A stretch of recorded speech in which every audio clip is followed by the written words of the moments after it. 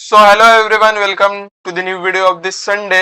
I hope तुम्ही खुश असाल, मस्त तुमचे संडे एन्जॉय करत असाल. पण याच्यामध्ये कुठेतरी ना संडे एन्जॉय करता करता एक तुम्ही ऍप्लिकेशन इझिली वापरून मोकळा झाला असाल, ते म्हणजे झोमॅटो.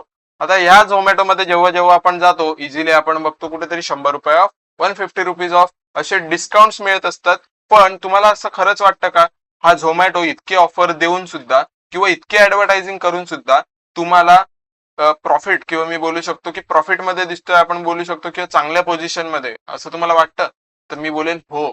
इतक्या ऑफर्स देऊन, इतके डिस्काउंट देऊन आणि इतकी मार्केटिंग करून सुद्धा झोमॅटो कुठेतरी एक चांगल्या पोझिशन वरती आहे कम्पेअर टू बाकीचे फूड डिलिव्हरी ऍप. तर काय आहे 150 रुपीज ऑफचं एक काळ काळ असंच आपण काय जे हिंदीमध्ये बोलतो, तुम्ही बोलता, मी नाही बोलत. ठीक आहे. तर झोमॅटो पैसे कसं कमवतो, तर सगळ्यात अगोदर एक साधी सोपी गोष्ट. समजा झोमॅटो एक आपलं ऍप्लिकेशन आहे, 36 रुपये त्यांचं पर ऑर्डर प्रॉफिट निघत असतो.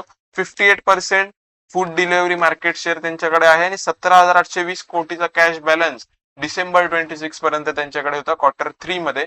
ठीक आहे. तर हे त्याचं ऍक्च्युअल एक बेसिक आहे. तर पुढे आपण जाणार आहोत, पुढे बघणार आपण जे इल्युजन बघतोय, ज्या इल्युजनरी लाईफ मध्ये आपण होतो आणि जे ऍक्च्युअल रिअलिटी आहे ती काय आहे. आपण जनरली बघतो 500ची ऑर्डर 150 रुपये ऑफ आणि त्यानंतर त्यावरती फ्री डिलिव्हरी. आपल्याला वाटतंय झोमॅटो काय विचित्रपणा करते यार. 500च गोष्ट 150 रुपये ऑफला प्लस फूड डिलिव्हरी फ्री, म्हणजे 350 रुपयामध्ये झोमॅटोला कसं परवडतं?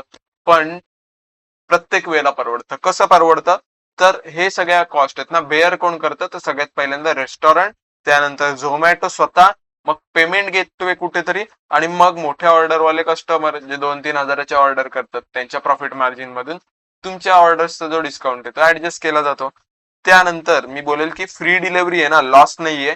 मी बोलेल ह्या कस्टमर एक्विजिशन कॉस्टला शेअर केलंय वेगवेगळ्या गोष्टींमध्ये. ठीक आहे. पुढे जर मी म्हणतोय 399ची ऑर्डर आहे, तर त्याचं पोस्टमॉर्टम कसं होतं बघा. कस्टमरने 386 रुपये पे केले समजा. ठीक आहे. सगळं टीप आणि डिस्काउंटच्या नंतर 282 रुपीज रेस्टॉरंट घेऊन जातो. त्यानंतर 51 रुपीज रायडर घेऊन जातोय, 17 रुपयाचं जीएसटी, आणि मग जे 36 रुपये उरले ते कुठे जातात? झोमॅटोच्या शेअरला. ठीक आहे. असं हे पोस्टमॉर्टम जनरली झोमॅटोच्या प्रत्येक ऑर्डरचं होतं. त्यानंतर आता हे रेस्टॉरंटला काय मिळतं की रेस्टॉरंटचं बॅकएंड कसं आहे बघा. तर बेस कमिशन 18 to 30% पे करावा लागतो रेस्टॉरंटला. बरोबर. झोमॅटोला ते इतके 18 to 30% पर ऑर्डर पे करतात. ऍक्च्युअल इफेक्टिव्ह कॉस्ट जी असते ही 30 to 40% असते ऑर्डर व्हॅल्यूच्या. कसं? तर झोमॅटोच्या ऍड साठी 3,000 ते 25,000 रुपये पर मंथ हे विजिबिलिटीसाठी, की प्रत्येक रेस्टॉरंट बघा तुम्हाला पहिल्या नाही दिसत, तेच रेस्टॉरंट दिसतात ज्यांनी हे पैसे भरलेले असतात झोमॅटोकडे. त्यानंतर हे डिस्काउंटचा पार्टिसिपेशन. ठीक आहे. ज्या ज्या वेळेला फेस्टिवल येतात त्या त्या वेळेला ऑर्डर वाढतात आणि त्या त्या वेळेला डिस्काउंट मध्ये पार्टिसिपेट करावं लागतं, म्हणून मग या रेस्टॉरंटला काही कॉस्ट बेअर करावी लागते. त्यानंतर पॅकेजिंगची कॉस्ट आहे, प्रीमियम पॅकेजिंग कंटेनर करावेच लागतात, कारण तुम्हाला फूड डिलिव्हरी द्यायचे, बाईक रायडर घेऊन जाणार, त्याला काही स्पॉइलेज झालं नाही पाहिजे. ठीक आहे. आणि पेमेंट गेटवे 1.5% ते 2% पर ऑर्डर घेतं, म्हणजे 100 रुपयाची ऑर्डर आहे ते 1.5 ते 2 रुपये कोण घेणार आहे? Payment gateway. कोणते पेमेंट गेटवे? आपले सगळे युपीआय आणि बाकीचे जे काही कार्ड वगैरेचे पेमेंट गेटवे असतील ते. ठीक आहे. हे रेस्टॉरंटचं झालं. पण डिलिव्हरीचे पैसे कोण देतं? तर जनरली आपल्याकडे आहे ना, हे कॉस्ट मॉडेल फॉलो केलं जातं. तर एक 30 रुपये, 117 रुपयाची जर डिलिव्हरीची कॉस्ट आहे तर 30 रुपये बेअर करतो स्वतः डिलिव्हरी पार्टनर. तुम्ही म्हणाल असं कसं काय? सांगतो. आणि 87 रुपीज बेअर करतं कंपनी म्हणजे झोमॅटो. आता 30 रुपये कसले? तर फ्युएल वगैरे सगळं स्वतः भरून आणतो. बरोबर. पण जी उरलेली कॉस्ट आहे बघा, 30 रुपये कसे? पेट्रोल आणि गाडीचा मेंटेनन्स. आणि उरलेले पैसे नाही झोमॅटो स्वतः बेअर करतो. कशासाठी? तर डिलिव्हरी पार्टनरला देण्यासाठी. आणि दुसरी गोष्ट म्हणजे झोमॅटो बेअर करतो कशासाठी? तर या वेलफेअरसाठी. तुम्ही बघितलं असेल झोमॅटो रायडर इज सेफ किंवा वेअरिंग हेल्मेट, त्यांना दिले जाणारे जॅकेट वगैरे, प्रोटेक्शन वगैरे, हे सगळं काय? तर झोमॅटोचा एक दिलेला पार्ट आहे. ठीक आहे. त्यानंतर झोमॅटोला कोणी टक्कर का देऊ शकत नाहीये सध्याच्या काळामध्ये? तर त्याचे 4 कारण आहेत. तर मी बोलेल 25 मिलियन प्लस कस्टमर, म्हणजे 2.5 कोटीच्या जवळपास आसपास कस्टमर आहेत. त्यानंतर मी म्हणेल 3 लाखाच्या आसपास रेस्टॉरंट पार्टनर आहेत, म्हणजे इतके रेस्टॉरंट पार्टनरशिप मध्ये झोमॅटो सोबत. कोणत्याही रेस्टॉरंट मध्ये आपण जातो सहज तिकडे झोमॅटोचा एक बोर्ड दिसतो किंवा एखादा पार्टनर उभा राहिलेला दिसतो ऑर्डर पिकअप साठी. त्यानंतर जवळपास 4,80,000ची डिलिव्हरी पार्टनर्स असोसिएटेड कोणासोबत तर इटर्नल सोबत. इटर्नल म्हणजे झोमॅटो बरं का, हे दोन्ही पण एकच आहे. ठीक आहे, इटर्नल कंपनी आणि त्यांचे ब्रँड्स आहेत झोमॅटो, ब्लिंकिट. त्याच्यानंतर आपण बोलू शकतो अजून पुढे दोन येणार आहेत, हायपर प्युअर आणि डिस्ट्रिक्ट. ठीक आहे, आणि 1 लाखापेक्षा जास्त बिझनेस टू बिझनेस सप्लायर आहेत. हा एक हायपर प्युअरचा पार्ट आहे. ठीक आहे, त्याच्यानंतर एम्पायर जो आहे इटर्नलचा किंवा जो आपण झोमॅटोचा म्हणतो, याचे 4 पिलर कोणते, तर 4 पिलर पैकी पहिला फूड डिलिव्हरी ऍप ज्याला आपण म्हणतो झोमॅटो. त्यानंतर आपल्याकडे आहे ब्लिंकिट, हा जो तुम्हाला माहिती असेल ब्लिंकिट येल्लो येल्लो. त्यानंतर हायपर प्युअर, हा मे बी माहिती नसेल कारण हा बिझनेस टू बिझनेस चालतो, कसं ते पुढे तुम्हाला समजेल. आणि डिस्ट्रिक्ट हे पण तुम्ही मे बी युज केलं असेल, मूवी तिकीट बुकिंग, त्यानंतर शोज असतात, लाईव्ह कॉन्सर्ट असतात याची बुकिंग, इव्हन रेस्टॉरंट बुकिंग सुद्धा तुम्हाला डिस्ट्रिक्ट वरून करता येतं.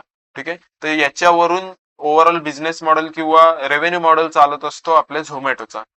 तर फूड डिलिव्हरी मध्ये मी म्हणेल टोटल डॉमिनन्स आहे झोमॅटोचा. कसा डॉमिनन्स आहे, तर जवळपास आपण मगाशी वाचलं 3 लाखापेक्षा जास्त रेस्टॉरंट पार्टनर आहेत. इतक्या पूर्ण देशामध्ये मी बोलेल की इतके 3 लाख रेस्टॉरंट जर असतील, त्यामधले पण टॉप क्लास सगळे जर असोसिएट असतील, तर नक्कीच कुठेतरी ऑर्डरचं काउंट जास्त असेल. कारण लोकांना कन्व्हिनियन्स पाहिजे ऍज कम्पेअर्ड टू तिकडे जाऊन खाणं. ठीक आहे, त्यानंतर जवळपास 2.5 कोटीच्या आसपास मंथली ट्रान्झॅक्टिंग युजर्स आहेत. ठीक आहे, मंथली 2.5 कोटीपेक्षा जास्त युजर्स ट्रान्झॅक्शन करतात.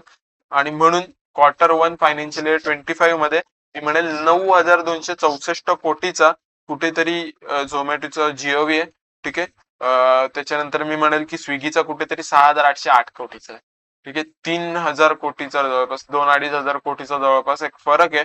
आणि हाच मार्केट शेअर आपल्याला डिफाईन करतो बघा कसं आहे, तर 42% स्विगीकडे आणि 58% हा झोमॅटोकडे आहे. जर दोघांमध्ये फक्त कंपॅरिझन केलं तर. बाकीचे सुद्धा फूड डिलिव्हरी ऍप आता आले, टॉईंग वगैरे काय काय काय काय आलंय, पण स्टील. ठीक आहे, आणि अजून एक सांगायचं झालं तर मी म्हणेल की हे सगळं अजून एका गोष्टीमुळे पॉसिबल होतं, ते म्हणजे झोमॅटोची मार्केटिंग. जर तुम्ही कधी बघितलं असेल, सकाळी उठल्या उठल्या झोमॅटोचा मेसेज येतो, क्या मेरे बाबू ने खाना खाया. एक्झॅक्ट हा मेसेज पडलेला असतो.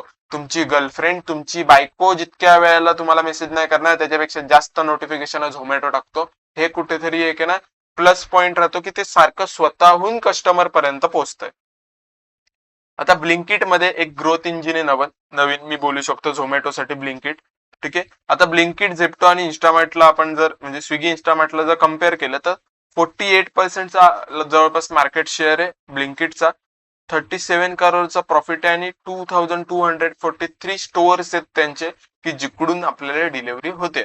ठीक आहे, कम्पेअर केलं झेप्टोला आणि स्विगीला तर दोन्ही सुद्धा लॉस मध्ये आणि झेप्टो काहीतरी जास्तच लॉस मध्ये. का नसेल लॉस मध्ये, निम्म्यापेक्षा जास्त ते फ्री कुपन वाटत सुटलेले असतात. ठीक आहे, त्याच्यानंतर ब्लिंकिटने असं एक टार्गेट ठेवलंय की 2027 मार्च पर्यंत 3,000, हे जे 2,243 स्टोअर आहेत ते 3,000 स्टोअर पर्यंत न्यायचंय. आणि 10 मिनिट डिलिव्हरी हे कोर स्ट्रॅटर्जी आहे, साईड असेल काही नाही. ऍक्च्युअल त्यांना 10 मिनिट मध्ये डिलिव्हरी द्यायची हे त्यांचं मोटिव्ह आहे. ठीक आहे, हायपर प्युअर जे आपण बोललो 4 पिलर पैकी एक आपला ब्लिंकिट झाला. त्यानंतर एक हायपर प्युअर काय येतं तर back to business back end model आहे. कुठेतरी फार्म किंवा फूड मॅन्युफॅक्चरर कडून सोर्सिंग करून घ्यायचं, म्हणजे त्यांच्याकडून प्रोडक्ट घ्यायचे आणि आपल्या बिझनेसमध्ये वापरायचे किंवा दुसऱ्या बिझनेसला वापरायला द्यायचे, असं ते मॉडेल आहे. इंजिन कसं चालतं तर हायपर प्युअरचं मी बोलेल बायपासिंग हे मिडलमन नसतात. डायरेक्ट एखादा आपण बोलू शकतो कोणीतरी समोरचा एखादं फार्मर आहे किंवा कोणतरी सप्लायर आहे त्याच्याकडून डायरेक्ट घ्यायचा माल आणि हायपर प्युअर वरती चालतात. ठीक आहे, त्यानंतर झोमॅटो पार्टनर आणि ब्लिंकिटला सुद्धा याचा युज होतो. कसा होतो हे पुढच्या स्लाइड मध्ये आपल्याला दिसणार आहे. ठीक आहे, डिस्ट्रिक्ट काय आहे, गोईंग आउट मोनोपॉली आहे. गोईंग आउट म्हणजे बाहेर जा, मजा करा, निवांत राहा. कसं तर कॉन्सर्ट तिकीट, त्यानंतर मूवी पासेस आणि रेस्टॉरंटचे टेबल, ह्या सगळ्यांची इकडे आपण करू शकतो बुकिंग. ठीक आहे, ऍडव्हान्स बुकिंग असते आणि यावरती सुद्धा थोडेफार डिस्काउंट असतात. ठीक आहे, त्यानंतर जवळपास $3 बिलियन यांचं नोव्हेंबरचं आपण बोलू शकतो की इबिडा वगैरे तुम्ही बघू शकता. हा टार्गेट आहे डिस्ट्रिक्टचा. ठीक आहे, पुढे आता इटर्नल म्हणजे जे झोमॅटो आपण बोलतोय कसं चालतंय हे तुम्हाला इथून दिसेल. एक मोठं छान पिक्चर आहे. तर सगळ्यात अगोदर त्यांचा कंझ्युमर लूप आहे, म्हणजे चौघांमध्ये कसं खेळलं जातं ते तुम्हाला समजेल. कंझ्युमरचं लूप आहे कसं होतं ते, डिस्ट्रिक्ट समजा डिस्ट्रिक्ट वरती गेलो, मी मूवी बघितल्यानंतर भूक लागली, मग चला झोमॅटोवरून ऑर्डर करू. झोमॅटोवरून ऑर्डर केली, पण अरे घरी गेल्यावर समजलं सकाळसाठी तर दूधच नाहीये, एवढ्या रात्री कोण देईल, तर ब्लिंकिट. हा कुठेतरी कस्टमरचा लूप आहे आणि तो कस्टमरला युज करायला भाग पाडतो. कारण पण असं आहे की तुम्हाला ना तो डेटा म्हणजे ब्लिंकिट किंवा झोमॅटो काय करतं, ओव्हरऑल इंटरनल काय करतं, तर हा जो कस्टमर बेस आहे ना याचा लूप जो झालाय याचा डेटा तयार करतो आणि या डेटाचा युज करतो. त्यामुळे तुम्हाला सारखे सारखे नोटिफिकेशन येणं वेळेच्या वेळेला हे त्याच्यामुळे येतं. बघा, तुम्ही जर मूवी बघून लेट नाईट आलात तर ऑटोमॅटिक तुम्हाला झोमॅटोची एखादी नोटिफिकेशन पडेल जर तुम्ही डिस्ट्रिक्ट वरून बुकिंग केली असेल, कारण हा डेटाचा युसेज आहे. ठीक आहे. त्यानंतर बिझनेस टू बिझनेसचं लूप आहे. रेस्टॉरंट जवळपास झोमॅटो वरती सेल करतो, पण रेस्टॉरंटला यासाठी रॉ मटेरियल लागेल ते कुठून येतं, तर हे हायपर प्युअर जे मी बोललो ना तिथून जनरली घेतलं जातं. ठीक आहे. याच्यामुळे काय होतं, जर प्रॉफिट मार्जिन आहे ना याचं कंपाऊंडिंग होत जातं. म्हणजे झोमॅटो जो रेस्टॉरंट कडून पैसे कमवेल तो वेगळे, सेम टाइमला याच हायपर प्युअरचा वापर करून म्हणजे एक इटर्नलच्याच कंपनीचा वापर करून झोमॅटो काय करतो किंवा इटर्नल काय करतोय, तर त्याच रेस्टॉरंट कडून डबल मार्जिन कमवतोय. त्यानंतर लॉजिस्टिक्सचं लूप आहे. झोमॅटो ब्लिंकिट जवळपास 4,80,000 प्लस रायडर आहे. आता झोमॅटो काय ब्लिंकिट काय, दोघांचं सेम सेम झालं, बरोबर ना, इटर्नल कंपनी आहे, मग दोघांना तितकेच रायडर झाले इक्वल. ठीक आहे. त्यानंतर Q3 फायनान्शियल इयर 26 मी एक नुसतं दाखवून ठेवलंय कसं फायनान्शियल त्यांचं चालू आहे. जवळपास एक स्ट्रेट लाईनर चालू आहे, इतकं काही हालचाल नाहीये, म्हणजे एकदम डाऊनफॉल वगैरे नाहीये. तर हा इटर्नलचा बिझनेस मॉडेल होता. आय होप तुम्हाला आवडला असेल. पण खरं सांगायचं झालं ना, या झोमॅटोचं किंवा या इटर्नलचं खरा बिझनेस मॉडेल कधी फूड डिलिव्हरी ऍप नव्हताच. तर त्यांना घुसायचं होतं तुमच्या कन्व्हिनियन्स मध्ये, जेणेकरून या बाकीच्या सगळ्या चारही पिलरचा वापर करून तुमच्याकडून जास्तीत जास्त प्रॉफिट अर्न करतील आणि तुमच्या रोजच्या कन्व्हिनियन्सला मोनोपॉलीमध्ये कन्वर्ट करता येईल. ठीक आहे.